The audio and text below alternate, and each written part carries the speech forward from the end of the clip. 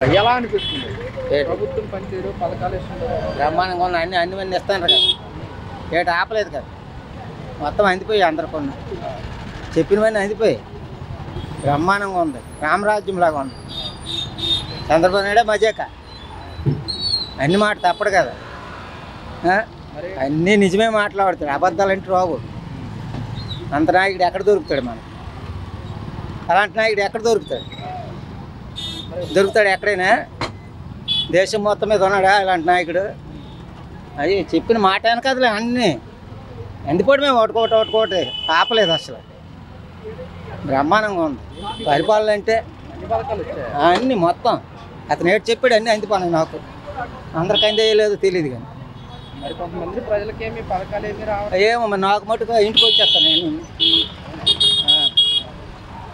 అన్నీ ఇంటికే door delivery చేసేస్తాను పథకాలు మరి మా ఇంటికి వస్తాను అందరికి వస్తానే రాదు తెలియదు మరి ఇప్పటివరకు ఏమేమి వచ్చింది అన్నీ అతను ఏం చెప్తే అన్నీ తిరగలేదు మరి 4 పథకాలు వచ్చే నెల జూన్ 12 ఇస్తాను ఏమో అందరికి నాకు వచ్చాయి అన్నీ తల్లికి వందనం అన్నీ బ్రహ్మాండంగా ఉంది అదిరిపోతుంది పరిపాలన అంటే అలాంటి బ్రహ్మాండంగా ఉంది అందరూ తినడానికి బాగా వెళ్ళారు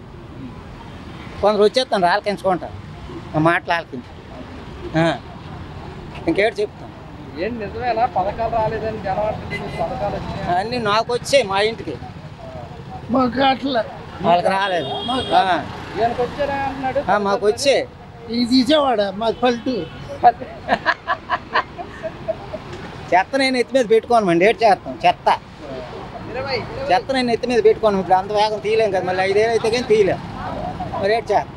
ఓకే జగన్మోహన్ రెడ్డి గారు కడపలో మహానాడు జరుగుతుంది దీనికి ప్రజాప్రతినిధులతో భేటీ అయ్యి కడపలో పెట్టడం సత్తా కాదు ఇచ్చిన హామీలు నెరవేర్చితే అది నిజమైన సత్తా అంటూ కూడా వ్యాఖ్యలు చేస్తారు అలా చూస్తారు తప్పులేదు కదా తప్పులేదు అన్ని దొంగ హామీలు ఇచ్చి 3 పార్టీలు సత్తా ఉండి మహానాడులో నేను ఒక్కడనే పోటీ చేస్తాను ఎవరితో పొత్తు లేకుండా చెప్పమని చంద్రబాబు నాయుడిని నేను ఒక్కడనే పోటీ చేస్తాను అని చెప్పమని మహానాడులో ప్రకటించమను పొత్తు లేకుండా ఎప్పుడైనా గెలిచాడా వాళ్ళు మాకు పొడిచి పక్కకు తోసి టమాటా పళ్ళతో గుడ్లతో కొడిచి ఆ పార్టీని లాక్కొని పార్టీ పెట్టిన మహానుభావుడు పార్టీ లేకుండా కోర్టులకి ఎక్కడ న్యాయం ఉంది సైకిల్ గుర్తుకు అతను ఇవ్వకుండా శవం గుర్తుకెళ్ళాడు వీడు సైకిల్ గుర్తు ఈడోడు అనకూడదు మళ్ళీ పొక్కల కాడ దోసి అతను ఫోటో కట్టి వచ్చి మా ఇంటికి తీసి కాదులే కానీ ఇప్పుడు జగన్మోహన్ రెడ్డి ఏమంటున్నాడంటే ఎప్పుడు ఎన్నికలు జరిగినా సరే ప్రజలు కోట ప్రభుత్వాన్ని డిపాజిట్